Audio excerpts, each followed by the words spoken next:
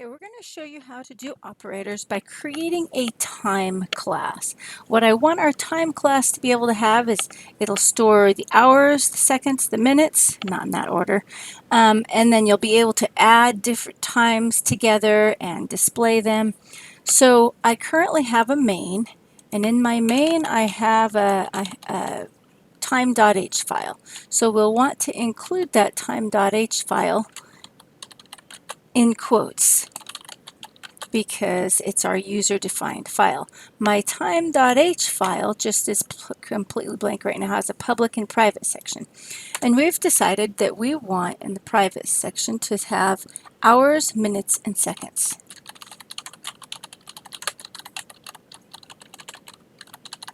There we go. There's our hours, minutes, and seconds.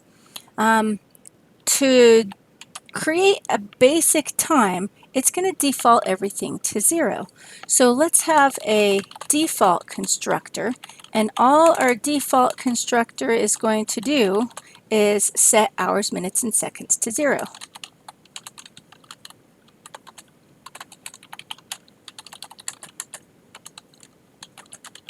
There's our hours, minutes equals 0, and seconds. Okay, so default constructor's done. So at this point, we should be able to say time T1, and that will compile. Let's just test it out so far. So far, so good. I mean, it's not doing anything yet at this point, but we might want to be able to define the hours, minutes, and seconds as well. So let's add an additional constructor in there for hours, minutes, and seconds. Okay, so over here, our constructor, we should probably be commenting these. There's our default constructor. Here's our overloaded one. Okay, it's going to look exactly the same, so I'm just going to copy and paste that in, minus the fact that it has 3 parameters. We're going to do hours first, and it does matter the order. Hours, minutes next, and seconds last. Okay, so instead of setting everything to 0, we're going to set hours equal to that incoming parameter, minutes equal to that incoming parameter, and seconds equal to that incoming parameter. There we go. Overloaded constructor is done. So at this point, let's just try add time 2. T2, and we'll do like 1 hour, 3 minutes, and 5 seconds. I don't know, I'm just making numbers up, really. So far it compiles. Still doesn't display anything at this point. Okay, at this point, let's practice doing one of the operators. Let's overload the extraction operator so we can do a cout statement and see what this would actually look like in a cout statement. So I'm coming to this time.h, and here's where we're going to put our first of all, we do need to have IOStream for the operators. And I like having the using namespace std. Some people like including them one at a time. It's probably preferred to include items one at a time, but when you're first learning, let's keep things as basic as possible. All right, so now for our operator. Our operator has to be a friend function. So we're going to use the word friend to describe it. It's not actually part of the class, even though it gets defined in this class. This friend means it's not part of the class. So friend, OStream, is the name of the stream, and I'm doing a reference to it. And the operator is the extraction operator. My parameter is the stream itself, and I like calling mine out. That's not an ampersand. Where's an ampersand? Shift 7. Just because then it looks close to cout, and so it keeps things more familiar. And then you want to have an instance of the class itself.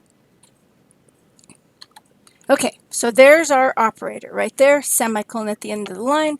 That will define what our... Now, when we put it in down below here with our functions, I'm just going to copy everything except for the keyword friend, because it looks just like that, only it doesn't have a semicolon, it has brackets instead.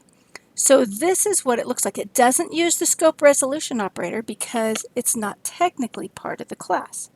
Okay, so now I want to display the hours, minutes, and seconds.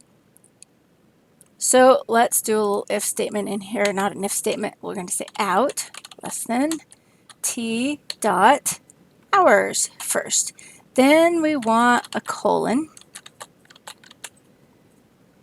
And I'm going to put this on 3 lines, and I'll show you why in just a sec. T dot minutes, then I want another colon, and then I'm going to do out T dot seconds. No colon after that, we'll do an end line instead, and we have to return our parameter out. There we go.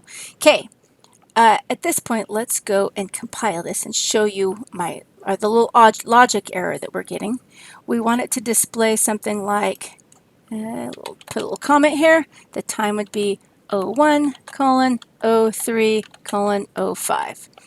Okay, and if we run this, well, we haven't actually done a cout statement for it, so nothing's going to happen. T2, there we go. Save everything, run this. Okay, so at this point, why is it not showing anything? Terminated. Run. There it goes. So at this point, it's displaying, but it's not putting those cute little zeros in like a time normally displays. So I'm going to go back over and we're going to modify this just slightly with an if statement.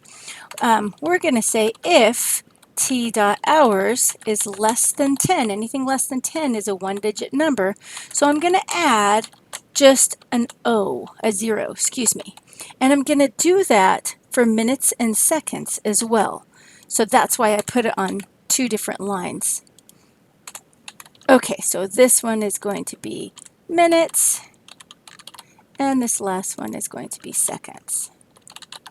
Okay, we've now done our operator, and it should theoretically display with the cute little zeros. There's 1 minute, or 1 hour, 3 minutes, 5 seconds. Okay, catch us in the next video, and we'll practice some of the other operators.